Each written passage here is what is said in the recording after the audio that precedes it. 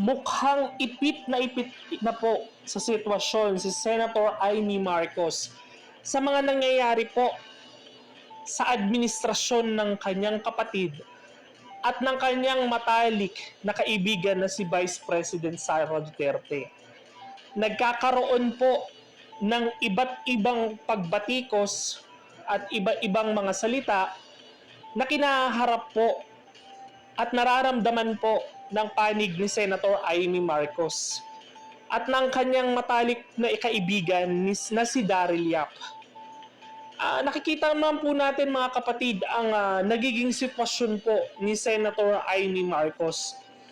Tayo nga din ay pumupuna at bumabatikos sa mga nagiging sitwasyon po ni Senator Amy Marcos sa kanya pong mga nagiging kilos, nagiging galaw at nagiging desisyon sa mga nangyayari po ngayon sa issue ng ating bansa. Marahil ikaw din na nanonood at nakikinig dito sa Politics Showbiz PH ay nararamdaman mo at naiinis ka sa kung ano ba ang tunay na hangarin at paninindigan ni Senator Amy Marcos. Marahil tayo ay nagagalit dahil sinasabi natin na si Senator Amy ay namamangka sa kabilang ilog. Marahil sinasabi natin na si Senator Amy Marcos ay manggagamit, traidor at kung ano-ano pa. Bigyan po natin ng pagkakataon si Daryl Yap. Basahin po natin ang kanyang naging mensahe sa kanyang Facebook page at merong po siyang mga salita. Ito po ang kanyang naging pahayag. Sa mga nagme-message po sa akin, may direct line naman po ako kay BP Inday. Madali po kami nakakapagpalitan ng mensahe. Direktang nakikipag-ugnayan rin si Senator Amy Marcos sa kanya na pinipili na lang ng senadora na hindi na isa publiko. Bakit kasi itong mga naghahanap kay Amy ngayon, kesyo nasaan anong ginagawa, sila rin ang nagsasabing panggagamit at pagpapakitang tao ang hakbang niya para sa kaibigan. So saan lulugar?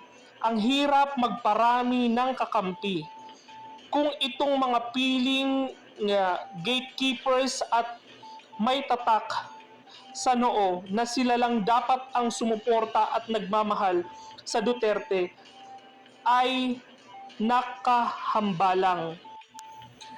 Ayos na yung sila BP at Senator Amy na lang ang nagkakaalam ng hakbang ng bawat isa. Ipinabura ni Amy ang bilyong-bilyong pondong inilalaban ni Martin Romualdez habang naglalabas ng hinanakit si BP Sara Duterte. Hindi porkit hindi natin nakita ay hindi nangyayari. Senador at BP sila, hindi vlogger. O go! I-enjoy nyo lang ang pagsosolo nyo sa pagsasabing kayo lang ang nagmamahal at nagmamalasakit sa bayan. Ayan po ang naging pahayag ni Daryl Yap sa mga bumabatikos po sa mga nagiging aksyon at galaw ni Senator Amy Marcos. Kaya nga po, hindi po natin alam kung ano po ba talaga ang nagiging kilos at nagiging hakbang po ni Senator Amy Marcos. Gayong hindi naman natin nakakasama ang senadora, gayong hindi rin naman po natin palaging nakikita kung ano po talaga ang kanyang nagiging aksyon. Tayo ay nakabatay lamang sa kung ano po ang nakikita nating pang-isyong pang-politikal na nangyayari po ngayon sa ating bansa. Dahil po dito sa mga nagiging galaw ni Senator Amy, mukhang naapektuhan din po ang marami niyang kaibigan sa partido ng kanyang kapatid na si Bongbong Marcos at ang kanyang kaibigan na si Vice President Sara Duterte. Hindi rin po natin alam kung ano po ba talaga ang magiging estado at magiging galaw po ng mga isyong pang-politikal na nangyayari ngayon sa Pilipinas. Marahil nakikita natin na pati po ang pagtakbo ni Senator Amy bilang senador ngayong 2025 ay apektado po din dito dahil nakikita po natin ang pangit po ng nagiging response at nagiging tugon ng taong bayan. Kahit mas pinili niyang umalis sa partido ng kanyang kapatid, ay pumapangit po ang kanyang imahe. Dahil batay po sa nakikita po ng taong bayan, wala po tayong magagawa, Senator Amy, Daryl Yap. Dahil yun po ang nagiging desisyon at nakikita po ng taong bayan. 'Di ba? Kaya tawag dito, hindi natin mapiplease ang ibang tao kung ganun po ang napapansin nila. Kaya dapat po, ang sinasabi nga po natin dyan yung sa mga issue po ng mga akap na yan na pinapatanggal po ni Senator Amy Marcos, totoo po yun, pinatanggal po ni Senator Amy Marcos. Pero ang tanong po ba doon, meron bang puwersa si Amy Marcos at meron ba siyang lakas ng loob? At meron po ba siyang karapatan? At may paninindigan pagdating dito sa mga ganitong bagay? Marahil, oo, may paninindigan siya.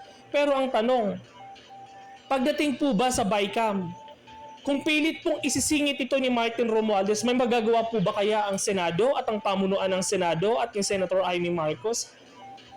Iyan po yung aabangan natin, mga kapatid, dahil dito po nagkakaroon ng insertion Kapag may mga gusto pong mangyari ang Kamara at ang Senado na may isingit, ay may isisingit po nila to. Ito po ay hindi po open in public. Ito po ay closed door meeting lang po nila. Kaya hindi po tayo magpapakasiguro dito. Kaya Senator Amy Marcos, may panahon pa. May mga merong pang nalalabing panahon para ikaw ay manindigan, para ikaw ay magsalita. Kung ano po ba talaga ang tunay na kalagayan ng ating bansa. Nakikita mo naman yun. Hindi ka naman bulag.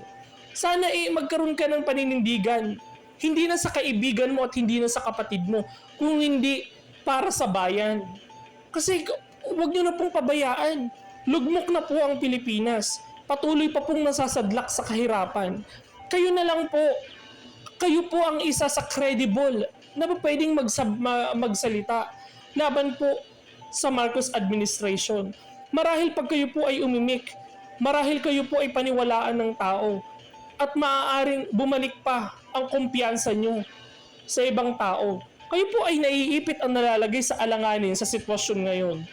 Hindi po natin masisisi ang ibang tao na kayo po ay nababanatan at napagsasabihan po ng salitang hindi maganda. Kaya Senator Amy, huwag po kayong sasama ang loob kapag marami pong bumabati ko sa inyo dahil alam po namin na nandyan na po kayo at matagal nyo nang pinagdaanan ang mga batikos na yan. Ayan po ay CCU na lang po sa inyo yan. Pero sana, Senator Amy, ay kayo po ay manindigan para sa tama, manindigan para sa bansa. At kayo po ay tumayo at magsalita sa mga kapalpakan pong nangyayari sa administrasyon ng kapatid. Kayo po ang iniintay ng taong bayan, Senator Amy. Hindi na po ito usapin ng inyong kaibigan at ng inyong kapatid. Ito po ay usapin na po ng paglubog ng bansang Pilipinas. Huwag niyo pong itala sa kasaysayan na ang Marcos po na inihalal at ibinalik ng taong bayan ay makapagtatala po ng pinakapangit na kasaysayan ng Marcos sa Pilipinas. May panahon pa po, Senator Amy. Kayo po mga kapatid, ano po ang masasabi nyo sa mga naging pahayag po ni Daryl Yap sa mga pumupuna at bumabatikos po kay Senator Amy Marcos? I-comment nyo po ang inyong mga pahayag at suggestion dyan sa ating comment section, mga kapatid. Maraming salamat po.